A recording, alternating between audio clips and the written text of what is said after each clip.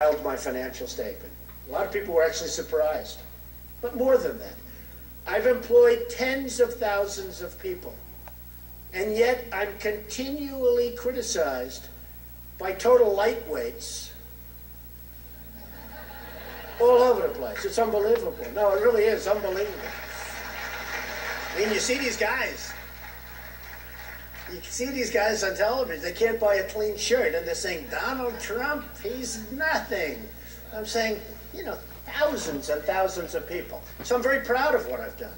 And I think if Mitt made one mistake, and I like Mitt Romney a lot, but if he made one mistake, it's that he didn't talk enough about his success. Because honestly, people really want success. They want a leader who's successful. And Mitt has done a great job. And I just feel that the Republicans and Mitt, and I told him this, didn't speak enough about the things he did, the great things. They were on the defense. He may be the most out-of-touch person I've ever heard in my life. I've employed thousands of people. You know, I'm so great. I'm awesome. I'm awesome. Anyway, you know, the one mistake Mitt Romney did was he didn't rub it in people's face how rich he was. Dude, what are you, crazy? He had a car elevator. He said in front of blue-collar workers, yeah, you know, my wife, she drives a couple of Cadillacs. You guys ready for a caviar break? Caviar, anyone? I mean, he was the walking embodiment of Thurston Howell III.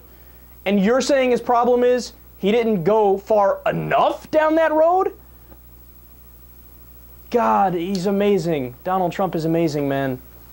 And by the way, taking advice from Donald Trump on how to be likable is like taking advice from Hitler on morality.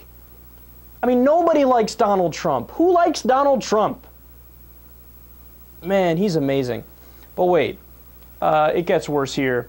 Now, let me jump forward a little bit to when he starts talking about the Iraq War. Be prepared to get pretty upset. Respect for us. Now, in all fairness, we're leaving, so he probably said, wow, I'm going to be stuck here alone. But still, this guy, when I watch his moves, I just say, how can leadership allow that to happen? With Iraq, we spend $1.5 trillion. $1.5 trillion. We lose lives, great, great, young, wonderful people. We lose so much. What do we have? Nothing. We have nothing. When I heard that we were first going into Iraq, some very smart people told me, well, we're actually going for the oil. And I said, all right, I get that. I get that. There's nothing else. I get it. We didn't take the oil. And then when I said, well, we spent $1.5 trillion, we should take you know, I don't know if you know, they have the second largest oil reserves in the world after Saudi Arabia. So 1.5 trillion is nothing.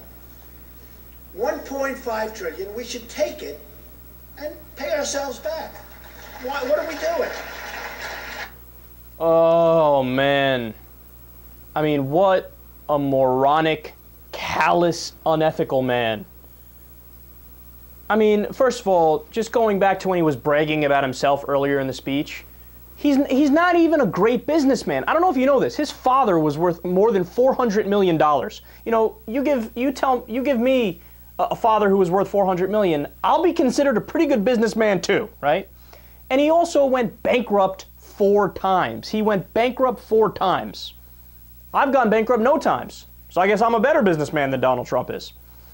But then when the Iraq part is just amazing. Because here's the thing, man. For just a second, try to picture another country saying what Donald Trump is saying, right? Somebody from another country, a rich businessman from Iran, for example. Imagine he's like, yeah, you know, I was told that we're going to invade the United States of America for their natural resources, right? And I thought, yeah, that makes sense, that's fine. What are you talking? That's fine?